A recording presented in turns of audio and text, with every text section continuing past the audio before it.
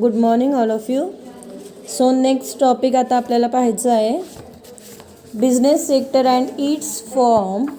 त्याच्यामधला next 2.1.3 business sector forms. त्यामधला first primary sector. Okay, so primary sector जसं last time मी सांगितलं होतं, प्रायमरी सेक्टरमध्ये जे काही आहे ते सगळं रॉ मटेरियल आहे, बरोबर आहे. The primary sector of business or economic is that sector in which the natural resources includes. Primary sector involves acquiring raw material. It includes agriculture, forest and fisheries, mines, oils from the ground, rubber trap from trees. This is known as primary sector. Primary sector is a very important in less developed countries and typically less important in industrial countries. The manufacturing industries that aggregate, package, purify or process the raw material close to the primary procedures are normally considered part of sectors, especially if the raw material is unsuitable for sale or difficult to transport long distance. आता आपण याच्यामध्ये पाहणार आहे primary सेक्टरमध्ये, म्हणजे प्राथमिक क्षेत्रामध्ये आपल्याला पाहायचं आहे की कोणते कोणते असतील प्रायमरी सेक्टरमध्ये. तर प्रायमरी सेक्टरमध्ये आहे व्यवसाय अर्थव्यवस्थेतील प्राथमिक क्षेत्र. हे असे क्षेत्र आहे ज्यामध्ये नैसर्गिक संसाधनांचा अंतर्भाव केला जातो. या शेती, वने, जंगले, मासेमारी, खाणी, नैसर्गिक संसाधने यांना अंतर्भूत केले जाते. अविकसित क्षेत्रात आणि ज्या देशात औद्योगिकरणाचा विकास झालेला नाही अशा देशात प्राथमिक क्षेत्र हे त्या देशाच्या अर्थव्यवस्थेत अधिक महत्त्वपूर्ण आहे. कच्चा माल गोळा करणे, त्यावर प्रक्रिया करणे, त्याला स्वच्छ करणे, तो व्यवस्थित बांधून त्यांचे संवेष्टन करणे, अशा प्राथमिक उत्पादकांच्या संदर्भात असणाऱ्या प्राथमिक उद्योगांचा, व्यवसायांचा या क्षेत्रात समावेश केला जातो.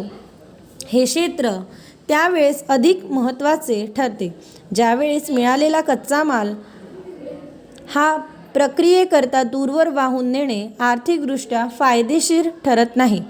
प्राथमिक क्षेत्र हे विकसनशील देशात अधिक महत्त्वपूर्ण ठरते. या क्षेत्रात नैसर्गिक संसाधनांपासून कच्ची सामग्री मिळवणे ही बाब अंतर्भूत आहे, जसे खाणीतून कोळसा आणि धातू काढणे, जमिनीतून तेल काढणे, जंगलातील झाडांपासून रबर मिळवणे, शेतजमिनीतून अन्नधान्य, फळाफळे मिळवणे, अशी मासेमारी.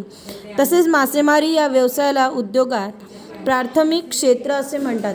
आता प्राथमिक क्षेत्र जे आहे त्याच्यामध्ये आपण फक्त रॉ मटेरियलचा विचार केला जातो. रॉ मटेरियलमध्ये मोस्ट ऑफ असे सेक्टर येतात की ज्यामध्ये आपण फक्त मॅन्युफॅक्चरिंगचा विचार केला जात नाही. मग सेकंडरी सेक्टर नेक्स्ट आपण पाहणार आहे. Secondary sector. The secondary sector involves the transformation of raw material into goods. The transformation goods result in wood being made into furniture or textile being made to the cloth as example. For example, the secondary sector includes industry that produce a finished usable product or are involved in construction. These sectors generally take the output of the primary sector and manufacture finished goods or where they are suitable for use of other business for export to sale to domestic consumers. This sector is often divided into light industry and heavy industry.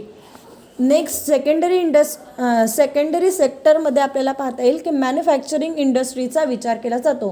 Most of manufacturing industry म्हणजे काय, जसं की मी तुम्हाला last लेक्चरमध्ये सांगितलं होतं, जसं की ऊसापासून आपण साखर बनवतो. म्हणजे काय केलं जातं तर त्या ऊसावर प्रोडक्शन केलं जातं आणि मग आपण एखादं प्रोडक्ट तयार करतो, एखादी मॅन्युफॅक्चरिंग करतो. अशा प्रकारे आपण त्या ऊसापासून आपण साखर तयार करतो. जसं की फॉर एक्झाम्पल आपण घेऊया कापूस. कापूसचा जर विचार केला तर त्याच्यापासून आपण कापड तयार करतो, म्हणजेच सेकंडरी सेक्टरमध्ये काय आलं तर कापड आलं. आलं लक्षात? Secondary sector. त्यानंतर येतं टर्शरी सेक्टर्स किंवा सर्व्हिस सेक्टर. आता नेक्स्ट टॉपिक जो आपला होता तो तृतीय क्षेत्र किंवा सेवा क्षेत्र. मग सेवा क्षेत्र म्हणजे कोणते कोणते, तर गव्हर्मेंटकडनं आपल्याला ज्या आपण सर्व्हिस प्रोव्हाइड केल्या जात आहे त्या टर्शरी सेक्टर किंवा सर्व्हिस सेक्टरमध्ये येतात. Tertiary sector or service sector is the third and last economic sector of the 3 sector theory. Service sector is the important part of economic. It includes the activities where people offer their knowledge and time to improve activity, performance, and suitable which is termed as effective labor. The basic features of the sector production of services, commodities product. Service are also called as intangible goods. आता for example आपण last या अकाउंटच्या याच्यामध्ये पाहिलं होतं tangible आणि intangible goods. Tangible goods म्हणजे काय, जे डोळ्यांनी दिसत आहे त्याला आपण म्हटलं जातं टँजिबल. इनटँजिबल ज्या डोळ्यांनी दिसू शकत नाही त्याला म्हटलं जातं इनटँजिबल गुड्स. बरोबर आहे. मग इनटँजिबल गुड्समध्ये कोणाचा विचार केला जातो, तर फॉर एक्झाम्पल टर्शरी सेक्टर्सचा म्हणजे सर्व्हिस सेक्टरचा. मी एखादी ट्रान्सपोर्ट सर्व्हिस असेल किंवा रेल्वे सर्व्हिस असेल, त्या रेल्वे सर्व्हिसमध्ये मी जेव्हा त्या सेवेपुरती त्या सर्व्हिसपुरती पैसे पे करते तेव्हा त्याला म्हटलं जातं सर्व्हिस सेक्टर. मग सुरुवातीच्या काळामध्ये फक्त प्रायमरी सेक्टर आणि सेकंडरी सेक्टरचा विकास झाला होता, पण आज आपण पाहतो तो मोठ्या प्रमाणावर हा तृतीय क्षेत्र किंवा टर्शरी सेक्टर सर्व्हिस सेक्टरचा हा जास्त प्रमाणात डेव्हलपमेंट झालेली आपल्याला दिसून येते. मग आज आपण बघतो की मोस्ट ऑफ जेवढे पण पर्सन आहे ते थर्ड सेक्टरमध्ये विचार करतात. नेक्स्ट टॉपिक आपल्याला बघायचा आहे. आता फर्स्ट टॉपिक आपला कंप्लीट झालेला आहे. नेक्स्ट टॉपिक आपला असणार आहे forms of business organisations.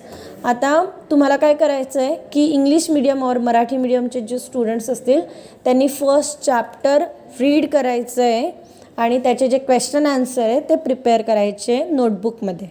Okay, so thank you so much all of you. Bye.